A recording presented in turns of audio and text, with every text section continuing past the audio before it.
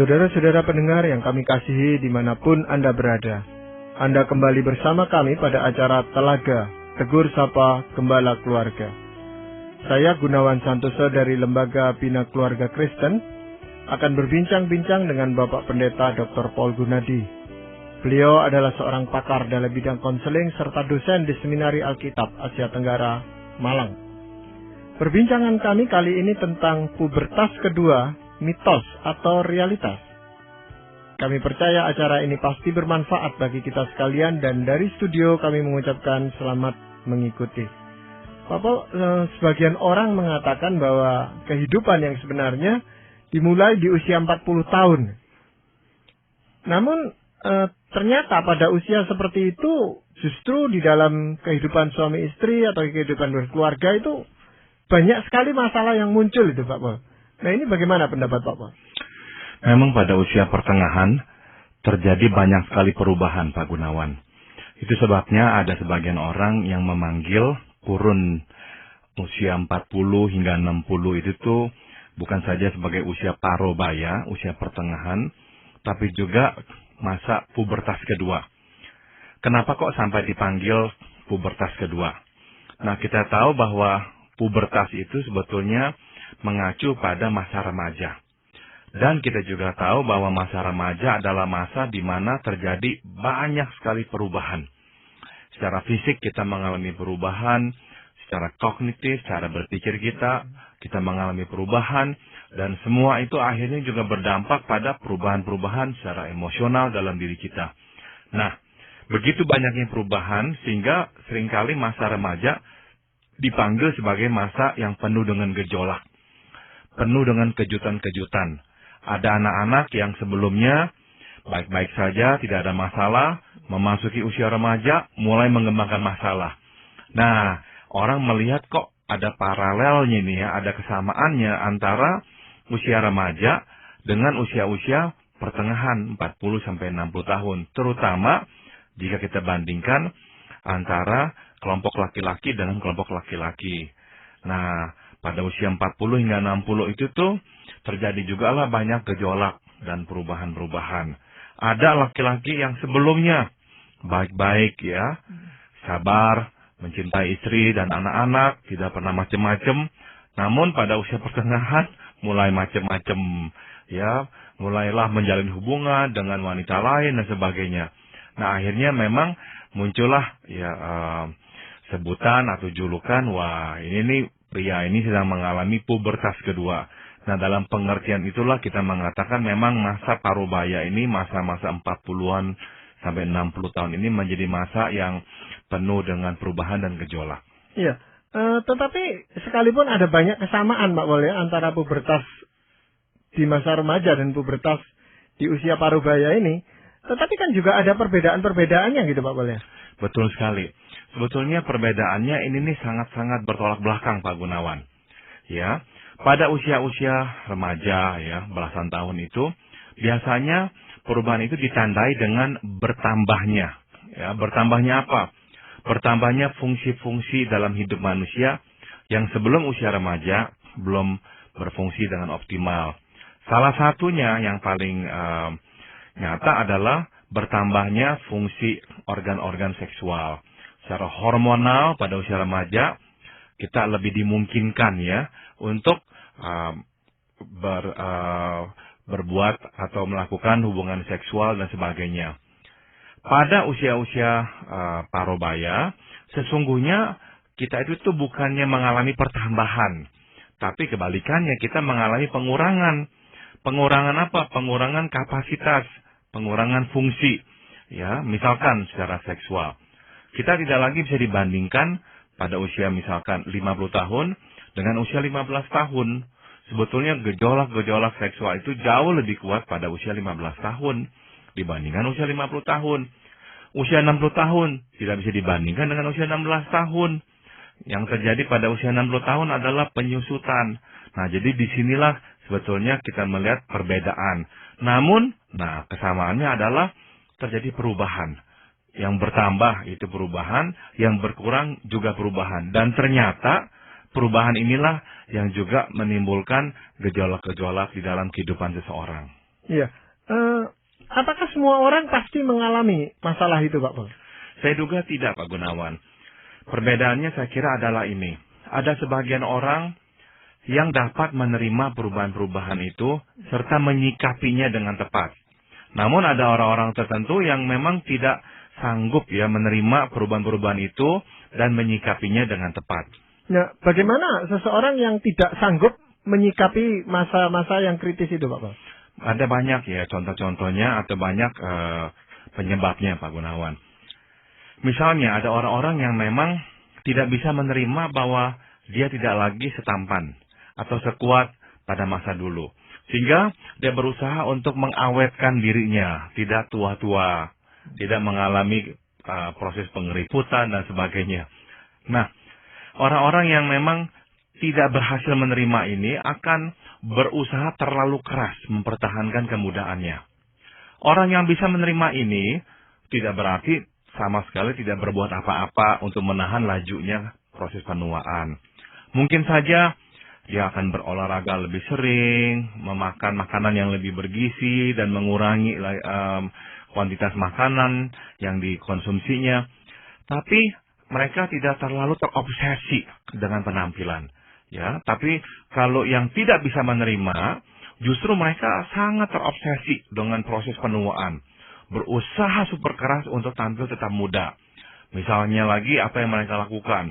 Operasi plastik, yang mengencangkan otot, membuang keriput, dan sebagainya. Nah, sekali lagi saya mau tekankan, sampai titik tertentu usaha untuk menahan lajunya proses penuaan adalah sesuatu yang wajar, manusiawi. Saya kira kita semua memang senang kalau tetap dipanggil muda ya. Tapi kalau sampai kita terobsesi, saya kira itu tidak sehat. Nah, salah satu dampak tidak sehatnya adalah begini, Pak Gunawan. Kadang-kadang orang akhirnya akan melakukan hal-hal yang salah. Justru untuk seolah-olah meyakinkan dirinya bahwa dia itu tuh tetap muda, tetap menarik, tetap tampan, tetap bisa memikat hati gadis-gadis atau pria-pria yang lebih muda, ya. Nah, dalam hal inilah usia parubaya menjadi usia yang rentan terjadinya masalah, terutama masalah yang berkaitan dengan hubungan di luar nikah. Berarti pada pubertas yang kedua ini lebih banyak dipengaruhi oleh pikiran daripada perubahan hormon di dalam diri orang itu. Betul sekali, sebab sesungguhnya secara fisik kemampuannya bukannya bertambah, malah berkurang. Ya, orang usia 50 tahun tidak sama dengan 15 tahun, usia 60 tahun tidak sama dengan usia 16 tahun. Justru kemampuan fisiknya mengalami penurunan ya. Keterbatasanlah yang harus dihadapi oleh seseorang pada usia parubaya. Nah, tapi sekali lagi ada orang yang sangat sulit menerima semua ini dan rentan terhadap masalah jadinya. Ya, ada orang yang tetap ingin membuktikan dirinya menarik dan bisa memikat lawan jenis sehingga akhirnya mencoba ya berhubungan dengan lawan jenis. Tapi ada sebagian orang yang bisa menerimanya dengan baik, ya. Meskipun mereka juga tetap memang mempertahankan penampilan prima mereka. Nah, memang dari luar ya, orang bisa berkata, aduh ini kok si Om tambah hari tambah genit, lebih sering ke fitness center, lebih sering menggunakan minyak rambut lah, apalah dan sebagainya. Ya, sampai batas tertentu tetaplah kita katakan ini wajar ya. Mereka hanya ingin mempertahankan penampilan mereka. Jangan sampai akhirnya terlalu cepat melaju ke usia tua. Iya. Biasanya kenapa Pak Paul? Ada orang sebagian yang bisa menerima kenyataan seperti itu, ada yang mengingkarinya itu Pak Paul. Memang ini semuanya bergantung pada kematangan jiwa seseorang, Pak Gunawan. Dan yang lebih penting juga adalah berapa berserahnya dia kepada Tuhan.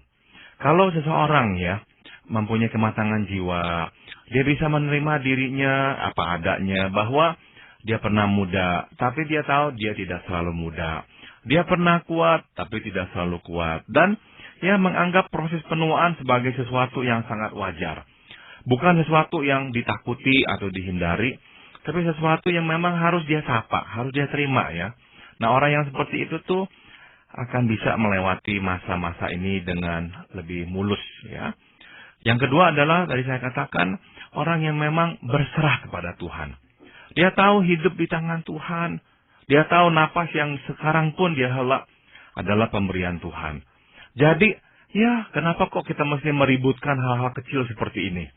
Bagi orang-orang yang memang takut dan hidup dalam Tuhan, mereka akan melihat hidup itu tuh lebih dari sekadar penampilan, dari sekadar usia muda.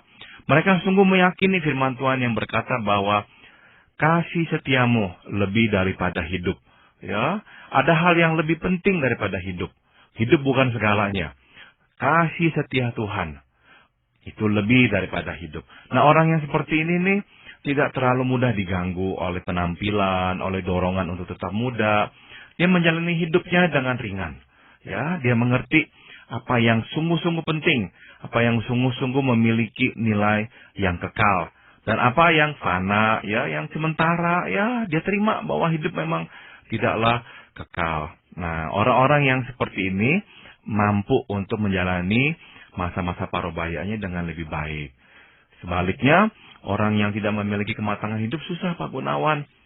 Mereka seolah-olah tuh hendak menghentikan lajunya waktu, tidak mau tua, harus tampil selalu prima, tidak mau menerima penyakit sama sekali dan sebagainya.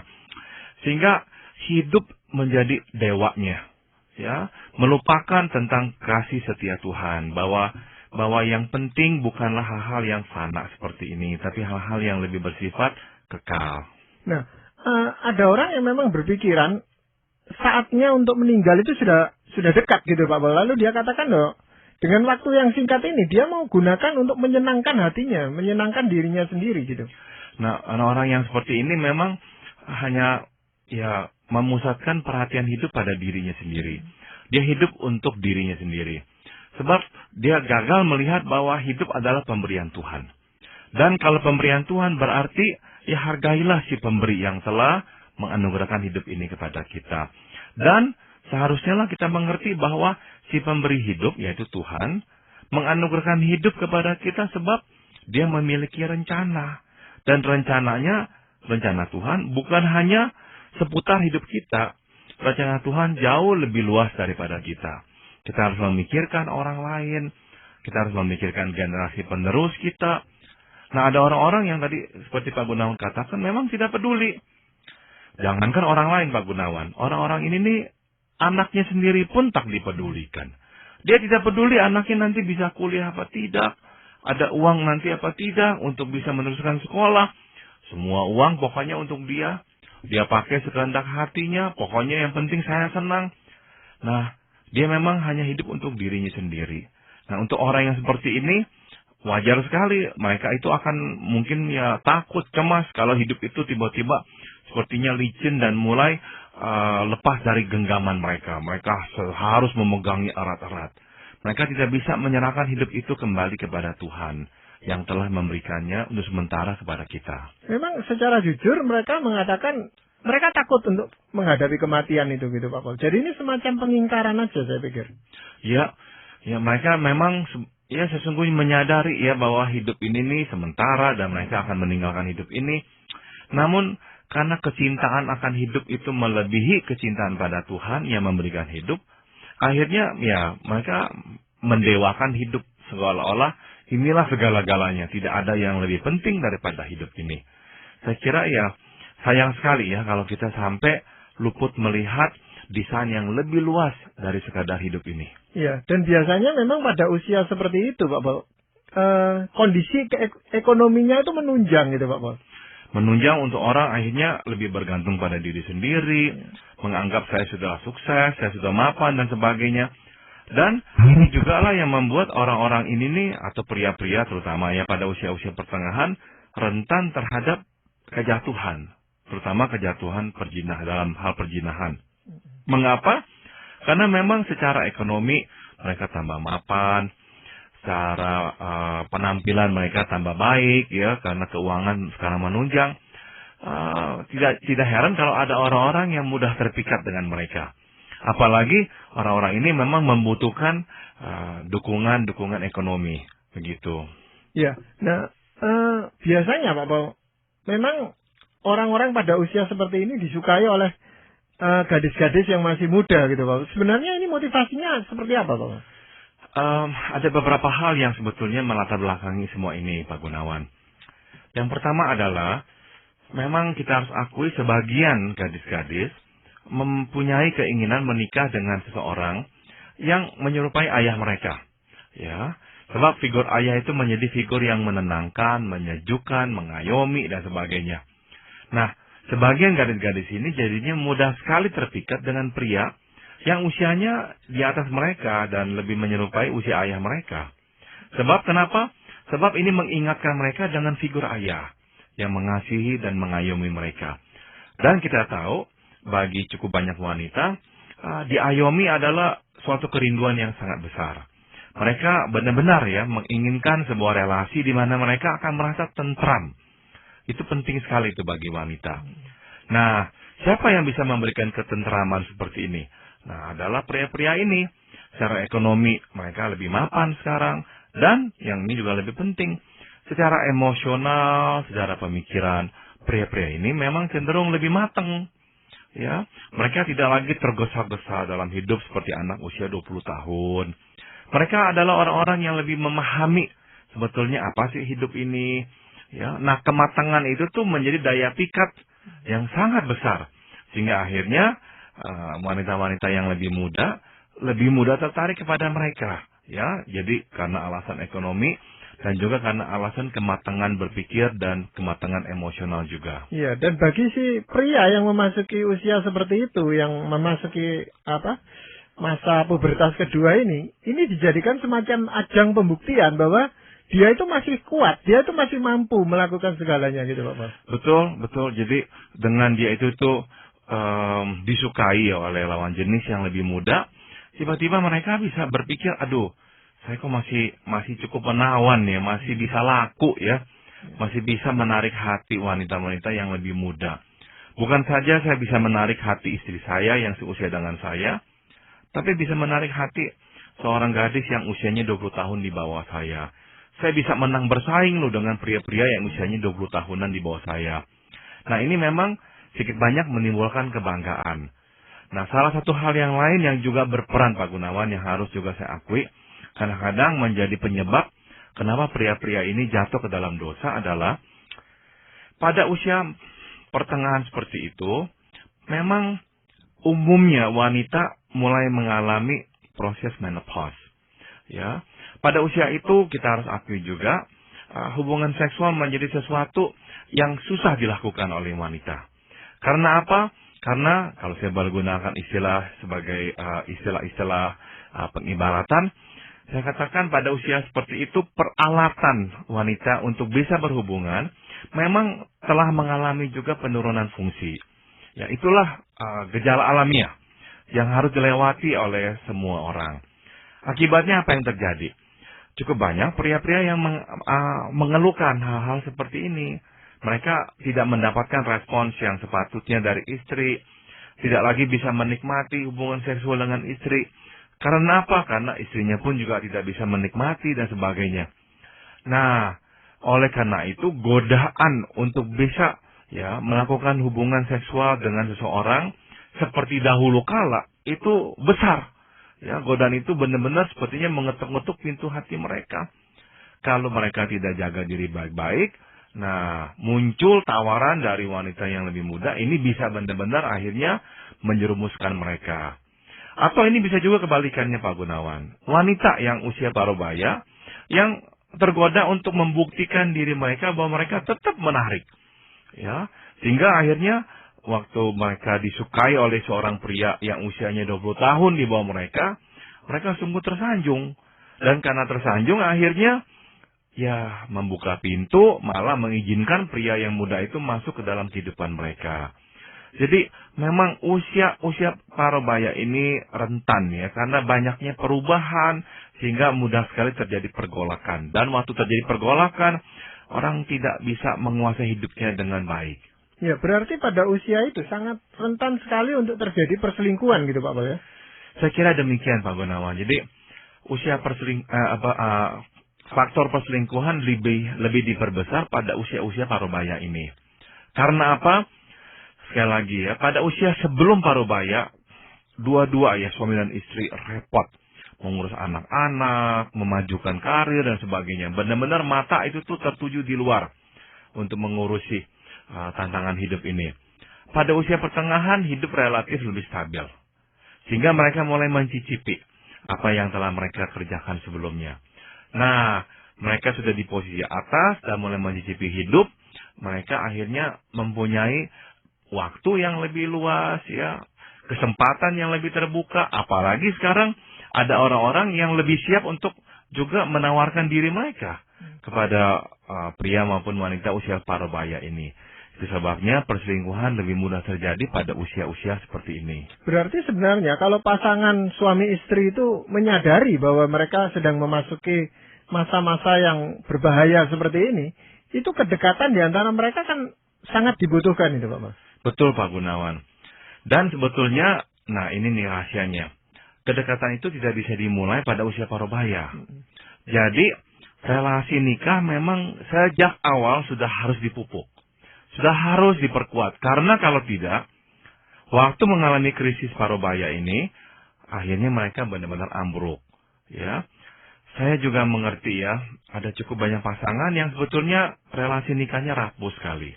Tertolong oleh karena kehadiran anak, Pak Gunawan. Karena adanya anak, fokus perhatian teralihkan. Tidak lagi pada satu sama lain, namun sekarang pada anak. Sehingga problem yang tadinya ada, tiba-tiba terpecahkan. Sebetulnya tidak terpecahkan.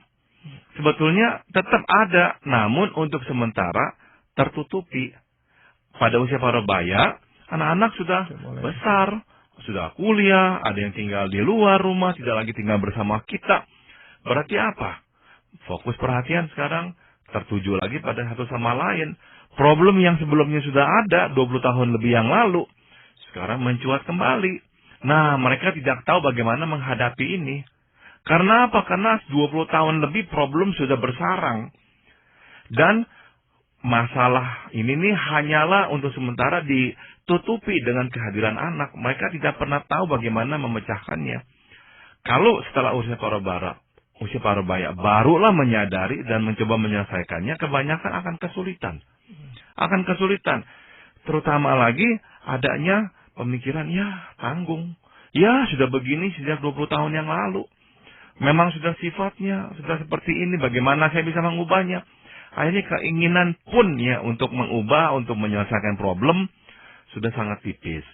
Maka rentan sekali pada usia seperti ini orang putus asa Pak Gunawan. Dan akhirnya berkata, ya udah biarkan sajalah seperti ini. Kalau imannya tidak kuat pada masa-masa ini, orang lain datang yang bisa mengerti dia akan sangat mudah sekali terpikat dan jatuh. Ya, memang ada terutama istri itu Pak, yang mengatakan dia menyadari bahwa suaminya sedang memasuki usia parubaya dan pubertas kedua ini. Dia katakan nanti kan berhenti sendiri nanti kalau sudah melewati masa itu. Gitu dianggapnya gitu, sudah dia pasrah apa? Mungkin sekali karena tidak tahu lagi apa yang harus dilakukan. Mungkin sudah dicoba berbagai cara, tapi tidak bisa. Atau ada orang yang berpikir taktis daripada diributkan dan akhirnya memecahkan biduk keluarga, ya udah dah biarkan sajalah. Memang ada orang yang akhirnya pasrah karena memang sudah tak berdaya. Tapi apa memang betul bisa berhenti sendiri gitu Pak? Akan berhenti sendiri karena memang kita akan menua Padahal kita sudah melewati usia 60, setampan-tampannya kita usia 60 tahun tidak sama dengan usia 26 tahun atau usia 36 tahun dan sudah sangat berbeda. Tidak banyak orang yang seperti Clint Eastwood yang baru saja memenangkan Academy Award. Usianya 74 tahun kalau nggak salah, atau 73 tahun. Tapi masih dalam keadaan prima seperti itu. Nah, 1 dalam 1000 lah pria seperti itu. Kebanyakan kita usia 73 tahun jalan pun sudah mulai susah. Iya. Nah Bapak, sebenarnya pada waktu-waktu seperti itu, kedekatan kita dengan Tuhan itu kan sangat penting sekali Pak. Penting sekali Pak Gunawan. Sebab benar-benar justru pada usia parubaya, peranan Tuhan itu seharusnya menjadi lebih besar dalam kehidupan kita. Karena apa? Pada usia parubaya lah kita benar-benar mulai bisa memandang tepi kehidupan ini. Pada usia 26 tahun, belum bisa kita melihat tepi kehidupan. Masih jauh sepertinya tepi kehidupan. Tapi pada usia-usia 50 tahunan, kita mulailah melihat tepi kehidupan. Tubuh kita tidak lagi sekuat dulu, kalau sakit sekarang lebih lama, dan mulailah kita mengidap penyakit-penyakit yang bersifat lebih permanen. Nah, kita seharusnya lebih disadarkan betapa rapuhnya dan sementaranya hidup ini. Dan seharusnya lah kita mengadopsi perspektif hidup yang lebih rohani.